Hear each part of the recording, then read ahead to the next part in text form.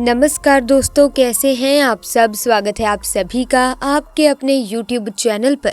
दोस्तों, जब नाग 100 साल की तपस्या पूरी कर लेता है तब उसे नागमणि मिलती है जो भोलेनाथ उसे स्वयं देते हैं।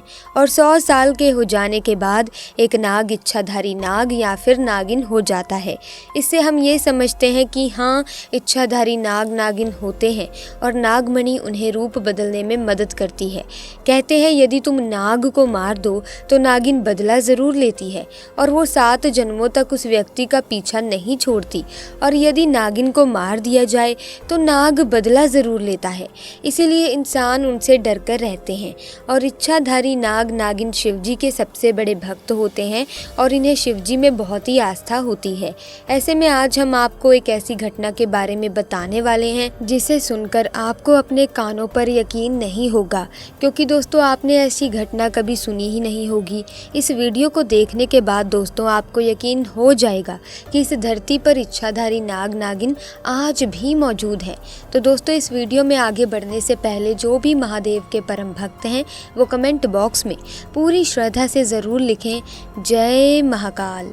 दोस्तों, ये घटना है बिहार के जमुई गाँव की। दरअसल दोस्तों, इस गाँव में 500 सालों से आज भी जिंदा है इच्छाधारी नागिन। अब ये नागिन इतने सालों से अपने नाग के लिए इसी गांव में क्यों जिंदा है, आइए जान लेते हैं।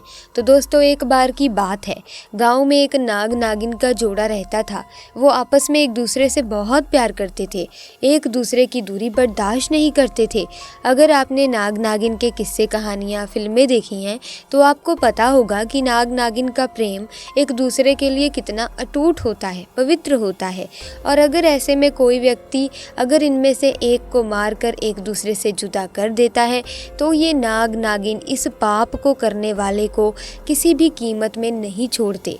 ऐसे में एक बार गांव में शहर से 2 दोस्त मयंक और आदि आए। वो गांव में घूमकर गांव के प्राकृतिक सौंदर्य का मजा ले रहे थे। तभी उन्हें एक घर की दीवार में से नाग नागिन का जोड़ा दिखाई दिया।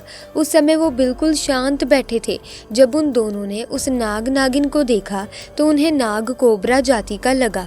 उन्होंने सुना हुआ था कि कोबरा जाति का नाग बहुत ही खतरनाक होता है। ऐसे में कुछ देर देखने के बाद नागिन वहां से चली गई और नाग वहीं पर बैठा हुआ था। तभी वो दोनों लड़के उस नाग के शांत रहने के बावजूद उसे छेड़ने लगे। उन दोनों दोस्तों ने उस नाग को परेशान करना शुरू कर दिया। नाग जैसे ही गुस्से में आया तो उसने फुफकारना शुरू कर दिया, जिसे देखकर दोनों दोस्त डर गए। तभी मयंक आदि से कहने लगता है कि चल यार घर चलते हैं, नाग को गुस्सा आ गया है और ये हमें डस सकता है। तभी आदि मयंक की बात नहीं सुनता। थोड़ी देर से नाग को परेशान करने के बाद वो नाग आदि को डसने लगता है कि पीछे से डर के मारे हड़बड़ाहट में मयंक बड़ा सा पत्थर उठाकर नाग के ऊपर दे मारता है और नाग वहीं पर मर जाता है। दोस्तों, उन दोनों ने बड़ी ही बेरहमी के साथ उस नाग की पत्थर मार मार कर हत्या कर दी। थोड़ी देर बाद नागिन वापिस आती है और अपने नाग को बड़ी ही बेरहमी से मरा हुआ देखती है, जिससे वो कुछ समय के लिए तो सदमे में चली जाती है, बहुत ही ज़्यादा दुखी हो जाती है। इसी दुख में नागिन इधर उधर भटकने लगती है। वो भटकती हुई एक जंगल में पहुंची जहां पर बहुत पुराने नाग रहते थे। वहां उसकी मुलाकात एक बहुत बूढ़े नाग से हुई। नागिन ने उस बूढ़े नाग को अपनी सारी समस्या बता दी। उस बूढ़े नाग ने नागिन को अपने पास मौजूद नागमणि दी। इस नागमणि की मदद से वो नागिन इच्छाधारी नागिन बन गई, जिससे वो जब चाहे किसी का भी रूप धारण कर सकती थी। उसने नागमणि में देखकर अपने नाग के कातिलों का पता लगा लिया। उसे पता लग चुका था कि उसके नाग को दोनों दोस्तों ने कैसे तड़पा तड़पा कर मार डाला है। वो उन दोनों से नाग की मौत का बदला लेना चाहती थी। अब तो उसके क्रोध का कोई ठिकाना ही नहीं था, क्योंकि वो अपने नाग के वियोग में तड़प रही थी। ऐसे में बदले की आग नागिन के मन में जलने लगी थी। नाग की मौत का बदला लेने के लिए वो शहर चली गई जहाँ से वो दोनों दोस्त आए थे। तभी इच्छाधारी नागिन ने एक सुंदर लड़की अंजलि का रूप धारण कर लिया, जिसके बाद वो उस शहर में रहने लगी जहां वो दोनों दोस्त रहते थे। इच्छाधारी नागिन ने अंजलि के रूप में मयंक और आदि से दोस्ती कर ली। अब तीनों में काफ़ी अच्छी दोस्ती हो चुकी थी। सुंदर लड़की के भेष में उतरी उस नागिन ने दोनों को प्यार के जाल में फंसाया।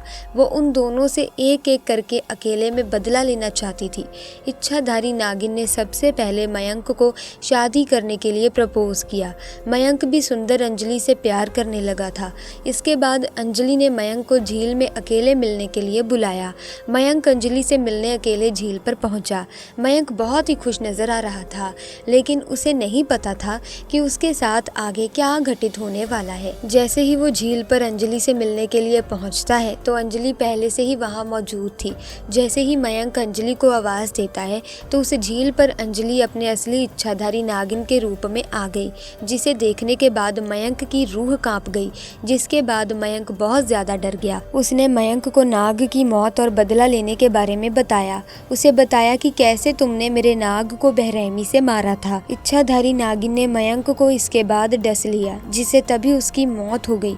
नागिन का बदला अभी पूरा नहीं हुआ था, क्योंकि अब आदि बचा था। उसे भी नागिन मौत के घाट उतारना चाहती थी। तभी इस घटना के बाद आदि अपने दोस्त को ढूंढने लगा। अंजलि ने आदि को कहा कि मैंने मयंक को झील की तरफ जाते हुए देखा था, चलो हम दोनों चलकर मयंक को झील पर जाकर ढूंढते हैं। इसके बाद अंजलि और आदि मयंक को ढूंढने झील की तरफ गए। झील पर पहुंचकर अंजलि इच्छाधारी नागिन के रूप में आ गई, जिसे देखकर आदि के होश उड़ गए। उसे यकीन नहीं आ रहा था कि अंजलि अचानक से कैसे इच्छाधारी नागिन के रूप में परिवर्तित हो गई। उसने आदि को सारी बात बताई और मयंक की मौत के बारे में भी बताया। आदि ने इच्छाधारी नागिन से अपनी जान की भीख मांगी, लेकिन इच्छाधारी नागिन ने उनको याद दिलाया कि कैसे उन्होंने नाग को बेरहमी से मारा था। इसके बाद इच्छाधारी नागिन ने आदि की कोई बात नहीं सुनी और आदि को भी डस लिया, जिससे उसकी भी मौत हो गई। अब इच्छाधारी नागिन का बदला पूरा हो चुका था। उसने अपने नाग के कातिलों को मौत के घाट उतार दिया था। इसके बाद नागिन इसी घने जंगल में चली जाती है और नागमणि को उसी बूढ़े नाग को वापस कर देती है। तभी से दोस्तों ये नागिन 500 सालों से इसी गांव में अपने नाग के वियोग में जिंदा है। इस कहानी के बाद से ये कहा जाता है कि हमें कभी भी किसी नाग नागिन को मारना नहीं चाहिए। क्या पता कौन सा सांप इच्छाधारी नाग नागिन का जोड़ा हो। और वैसे भी वास्तु शास्त्र और ज्योतिष शास्त्र के अनुसार किसी भी साधारण सांप को मारने से या इच्छाधारी नाग नागिन को मारने से व्यक्ति की कुंडली में काल सर्प नामक योग बन जाता है, जिसकी वजह से व्यक्ति किसी भी कार्य में सफलता हासिल नहीं कर पाता और तो और बनते बनते कार्य बिगड़ने लगते हैं।